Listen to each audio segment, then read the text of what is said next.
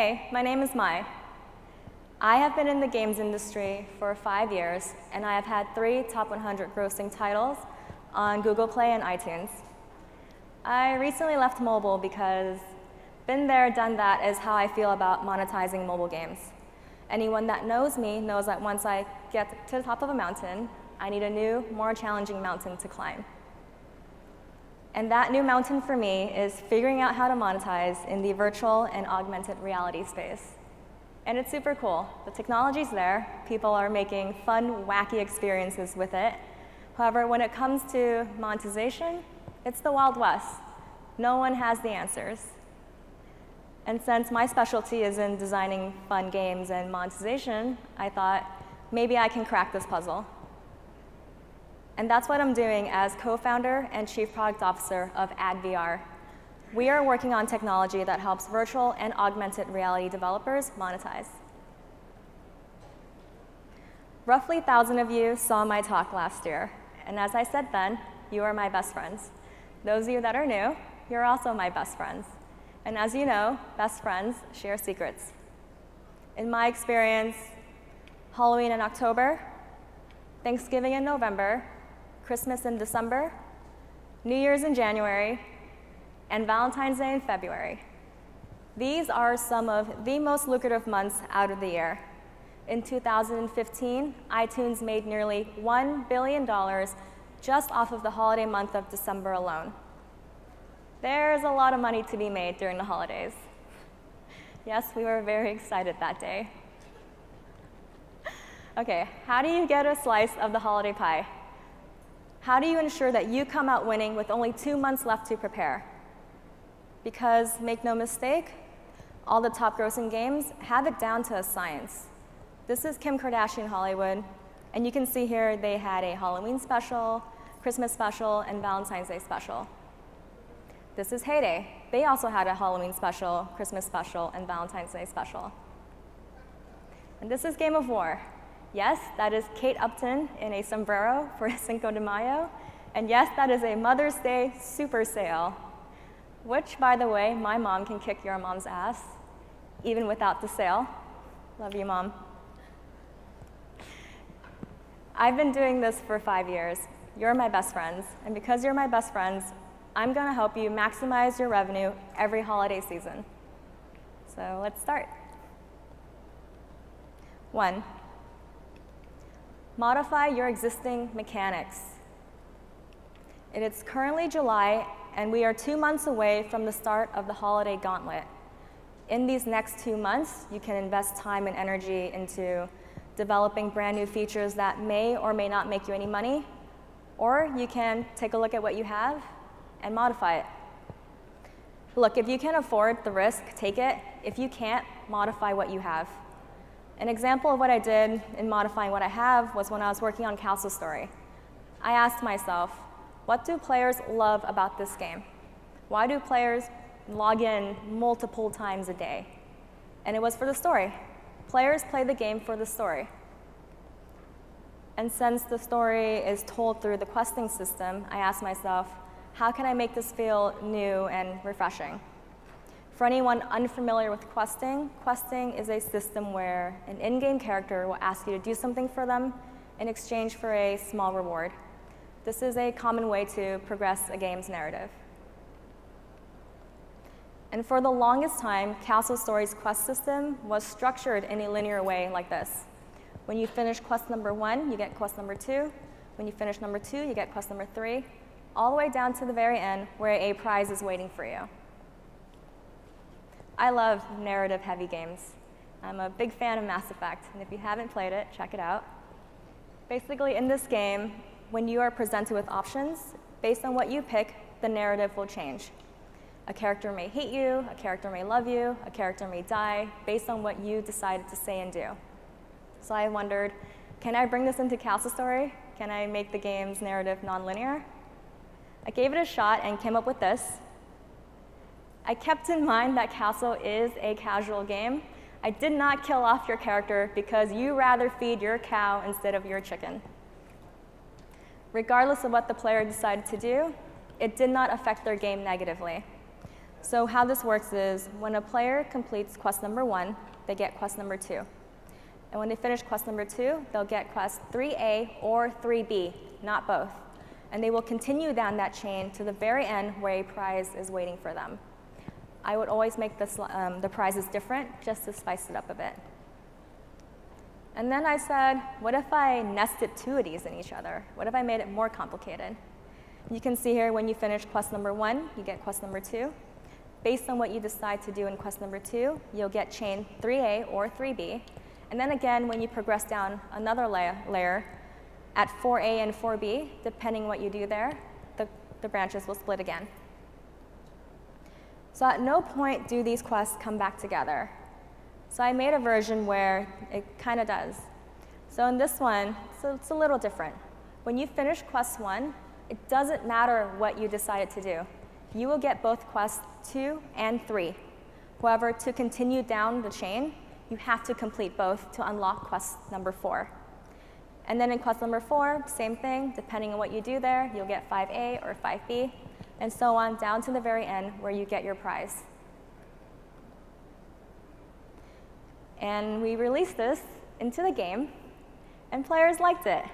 You can see here the forums was buzzing with action. You can see here this thread reached 20 pages with players talking to each other, asking each other, what did you get? What was your story like? What do you think is going to happen? What item did you get? So I said, cool. Since nobody hates my ideas and there are no angry pitchforks, what else can I do? I said, well, limited time content makes a lot of money.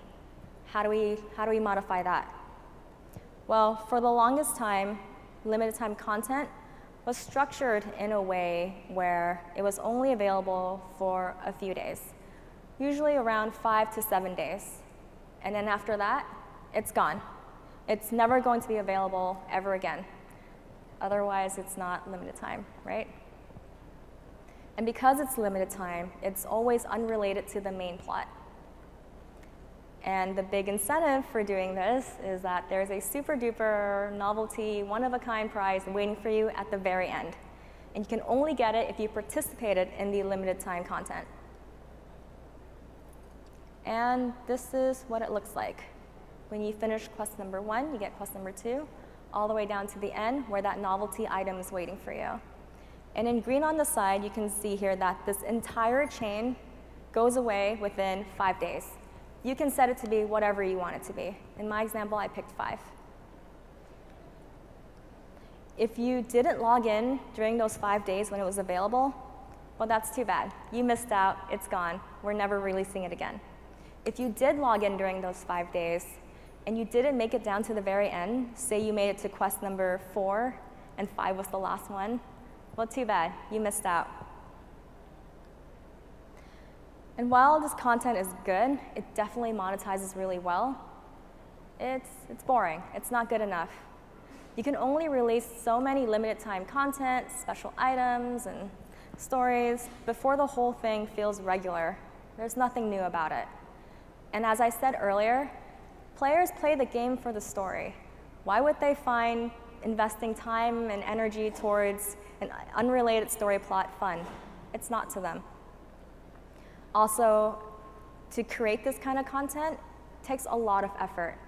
Why am I creating content that's only available for 5 days and then it's gone? And why are we creating art assets that will only get into the hands of a few players? And lastly, what if I released this on the wrong week? What if it would have performed better if I released it a month from now? Well, that's too bad. We can't release it ever again, and so we'll never know. So I asked myself, is there a way where I can design content that is still limited time, relevant to the storyline, available to all players, and not wasteful on development side? And I came up with this: linear rewards with non-linear variable timers. I know, it's long. And the way this works is, same as before, when you finish 1, you get 2, all the way down to 5, where that novelty item is waiting for you. However, if you look at that first quest, there's no time limit. There is a level requirement of 10.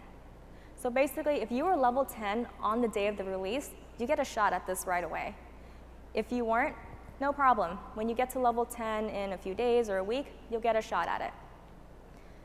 In the second quest, you can see there is a timer, and it's set to 2 days. Again, you can set your timers to whatever you want. In my case, it's 2 days. If you finished it within 2 days, you move on to the next one. Otherwise, this whole thing goes away, and you missed out. You can see in quest 3, there's no timer, no limits, no requirements. You can finish this a year from now, and it's totally fine. And then when you move on to quest 4, there is a 30-minute timer. If you finish it within 30 minutes, you get to move on. If not, yes, this whole thing goes away. And finally, at the very end, quest number 5, if you complete it in time, you get your special item. Use your timers appropriately. Do not abuse your timers. Place them where it makes sense, and pick an appropriate amount of time that a player can reasonably complete it within. Some tips that some things I know that work really well. I like to use a long timer near the beginning because that creates investment.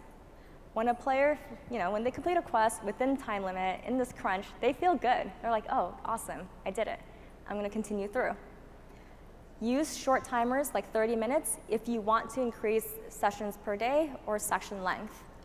And lastly, I pick a medium length timer near the end because that's when players will spend.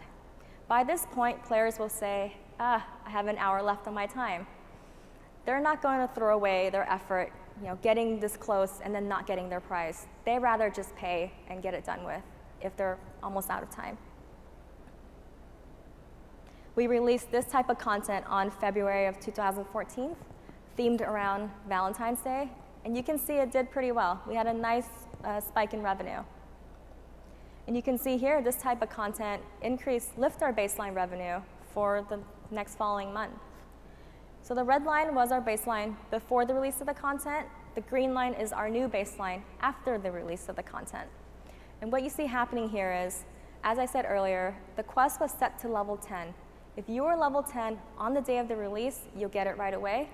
As players trickle in, as they hit level 10, as you get more new players in, they will get a shot at this, and then they'll see it too. And in that way, it is limited time content. Still, everyone gets a chance to see it. And then I said, what if I combine this with limited time? What does that look like? And made it, branching. Same as before, the root quest number 1, does not have a time limit. Instead, there is a level requirement of 10. Again, based on what you do there, 2A or 2B, and then there are timers throughout. Make sure your prize for the end of these chains are different from each other, just to spice it up. We tried out a couple other things as well, however, I'll just share just one more. Crafting. Players in our game enjoy crafting and collecting items.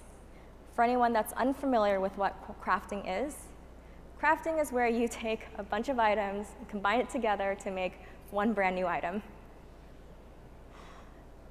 And then I wondered, what if I randomize the outcome? What if you didn't know what you were going to get? Non-variable reward scheme, what our industry calls compu gotcha. And then I wondered, what if I mixed this with our questing system and then made it limited time? We released one of this type in March of 2014, and you can see there was a nice little bump in revenue. And you can see that we continued to hold our place on the charts for another week. If you nest this sort of content well, you can raise your baseline revenue over time without draining your players. So you can see here in that second circle where it's from March when we released this type of content, instead of setting it to level 10, I set it to level 15. So now anyone that's level 15, when they get there, well, if they're level 15 on the day of release, they'll get a shot at it. If they're not yet 15, no problem, they will trickle in slowly. So the green was our new baseline, and then the orange was our new baseline. And you see it's not a significant raise, but it is a nice bump in revenue. For a significant change in your baseline revenue, that will take hard work and many months to build up. But as Scott Foe said, the time is now. All right, back to you. What can you do today to get ready for the holidays, start modifying, and start looking at how you can increase your baseline revenue? Ask yourself, what do players love about my game? What system is tied to that love? And can you modify this system? Again, if you cannot modify what you have, build a brand new feature that's relevant to what your players enjoy doing in your game. Do your own crafting. Can you combine this with some other cool thing that you came up with? I came up with my own Franken Mountain, and it was pretty awesome.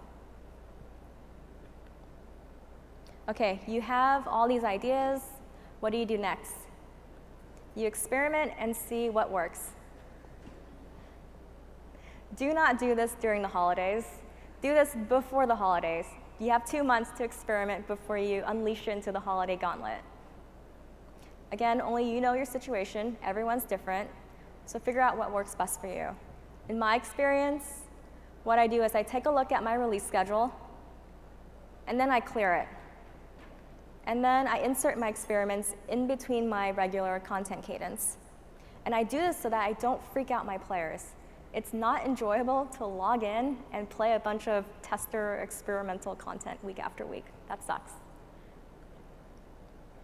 And then once you release what you have, document your findings. Ask yourself, did players behave in a way that I expected? How's the community reacting? Do they like it? Or what are they saying on the forums? And then take all this data, sit down, and ask yourself again, is this worth trying again? Can I refine it to be better? All right, so you'll spend July, August, and September modifying, experimenting, researching, refining. What you do next is you put it through the holiday gauntlet. To take on the holiday gauntlet, you need a solid schedule of releases. You need to know exactly what you're releasing week after week after week for the next 5 months. And again, that's Halloween in October, Thanksgiving in November, Christmas in December, New Year's in January, and Valentine's Day in February. So what I like to do first is, with all the things I came up with, all my experiments, the ones that work, can I theme those around the holidays? The answer is yes, you definitely can. Do that. What I recommend is, for October, I like to use the first 3 weeks as core content. I release things that are relevant to the game. I don't want to burn out my players yet. And then on the 4th week of October, I like to release a Halloween teaser. And basically, this can be whatever you want. It can be a small item, a promotional pop-up. What you want to do here, the goal is to tell players to come back next week because you have an awesome special planned for them. And then on the 5th week of October, I go all out with the October special. For the first week of November, I like to do a Halloween sale. Here's a tip. Do not put everything on sale from Halloween. Because if you do, you're basically telling your players, don't take my special seriously because it's going to go on sale. And yes, people will get upset. It's like you paid full price for something and then it went on sale 3 days later for 90% off. That sucks. And then I go back to core content, and that's nice. It's like a nice break. And on the 3rd week, I release my Thanksgiving special. And that's same as before. Make it themed around Thanksgiving. And then the final week is Black Friday and Cyber Monday. This is a huge opportune time to make money. In my opinion, I've seen Black Friday do better than Cyber Monday. So when I set up my sales, I make sure my Black Friday sale is way better than my Cyber Monday sale. Don't put the same things on sale, separate them out. Here's something that I learned about how to do Black Friday sales. In the first graph, you can see we had a sharp spike in revenue, and that's from our Black Friday sale. And then you can see there's a red line going down. That's hangover. That's players saying, you know what, I purchased enough stuff, I don't need anything else. But it didn't last that long, because you can see here the green line going up, players were beginning to purchase things again. In the second graph, you can see we had a sharp spike for Black Friday, and then a big dip in hangover after that. And then we just didn't really recover. Players didn't really purchase anything for the next 2 months. That sucks. Don't do that to yourself. So what I recommend is have a really awesome Black Friday sale, But don't go crazy to the point where players feel like they have everything and they don't want to purchase anything else. December, go all out with your snowy specials. It's fine, players welcome it, they enjoy it. Go all out. And then for the final week, do your Christmas sale. And again, don't put everything on sale, just 1 or 2 items. January, I do a New Year's special to start off the month. This is a freebie. This isn't meant to be difficult or hard. Give this to your players for fun, for free. And then 2 weeks of core content after that, just to get things back to normal. And players like this because they are all holidayed out. They don't want to do any more reindeer quests of yours. And then lastly, for Lunar New Year, know your player base. Is this something that they would appreciate? In my experience, this is something my players love, so I do that for them. I create a Lunar New Year special. Find out if that's relevant for your game. And then in February, I do 2 weeks of Valentine's Day special, and then it's back to regular core content. So you know exactly what you're releasing week after week after week for the next 5 months. You have that on lock. What you do next is don't let your specials go unnoticed. Basically, you have to plan your promotional pop-ups, your push notifications in the same way you set up your content release cadence. You need to know exactly what you're saying to players, what's the message, what's the artwork look like, what time you're releasing it, and all of that. You need to plan it down. Basically, for a promotional pop-up, show these to players like 3 to 5 times, and then don't show it anymore, because it's annoying. Nobody likes logging into a game, tapping X, lagging out for a minute just to play the game, especially when it's their first load. And secondly, show these pop-ups before and during events. What I've seen work really well for promotional pop-ups is that you make them beautiful and you make the messaging clear. Otherwise, players have no idea what to do. They're going to get lost. And then for your call to action buttons, which are those buttons down below the pop-up, the OK, make sure that's relevant to your pop-up. So an example would be, if your pop-up is telling players, hey, I have a brand new item in the market, come check it out. When players hit OK, it should take them straight to the market, looking dead center at that brand new item. Don't make players go looking around, tapping around, looking for your brand new items. That sucks. If your promotional pop-up is about an event, clearly tell them how to participate. Have some pictures and some words down below, but not too many. This is Family Guy, and they did it really well. And again, for them, their call to action button, when players tap on the awesome button, it starts them in the event immediately, and they are participating. Push notifications, same thing. Plan this in the same way. What are you saying, on what day, on when? In my experience, what works really well is that you write your push notifications in a way that is relevant and beneficial to your players. And lastly, know who your players are. You see in Kim Kardashian Hollywood, Kendall and Kylie, they know what their players like. You can see here they use hashtags, emojis, work it. They know what their fans love. For Kingdom Hearts, you can see here they mention Sephiroth, Sora and Pals, because they know those are fan favorite characters. And in the same way that you don't annoy players with your pop-ups, do not annoy your players with push notifications. Because the moment they turn it off, that's it. You lost a way to communicate directly with them. So send them things that are relevant and yeah, seriously, don't annoy them. Lastly, the one big thing that makes all these things happen, the obvious. You need authentic teammates. Here is the brutal truth for being successful. You need authentic teammates that love video games and know what their life purpose is. I think that an authentic team is what makes or breaks a product. And shout out to Sun Yuen for messaging me at 1 a.m. in the morning on Christmas Eve, telling me that my game robbed him of a quest. It's an old business saying, and it's true. You need the right people on the bus or it will crash. So how do you know if someone is authentic? Is there a test for this? What is it? I think an authentic teammate is someone that knows what the game needs and what the team needs. This is the kind of person that will roll up their sleeves, get in the trenches, and get things done correctly because they know exactly what it is the team and the game needs. Another trait would be, also another old saying, eat your own dog food. An authentic teammate knows everything about their game. This is the kind of person that is proud to give to QA a game that is bug-free because they spent the last 3 hours playing through their own content. There are many other traits, but I'll just do one more. An authentic teammate has their hand on the pulse of the community. This is someone that has a forum account, logs in every day, talks to the players, know players by their usernames, what their game board looks like. Because here's the thing, your players are the first people to tell you what's broken in your game, and players are the first people to tell you how to make thousands of dollars.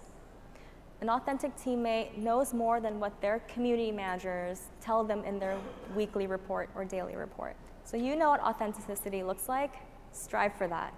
And once you meet that authentic person, don't let them go. I know you're wondering, July has no holidays? Why is this talk called Christmas in July? Well, you're my best friends, and I hope you walked away with one awesome thing from this talk. Thank you. My name is Mai. Connect with me on Twitter @Tran. Also, alongside my venture as co-founder of AdVR, I'm also chief creative at Grow. Grow is it's a nonprofit dedicated to helping low-income and underserved youths discover their passion. We're working on a game right now to help students find their passion, and you can check us out on the show, I guess, in the hallway outside, and find out what we're up to. Thank you.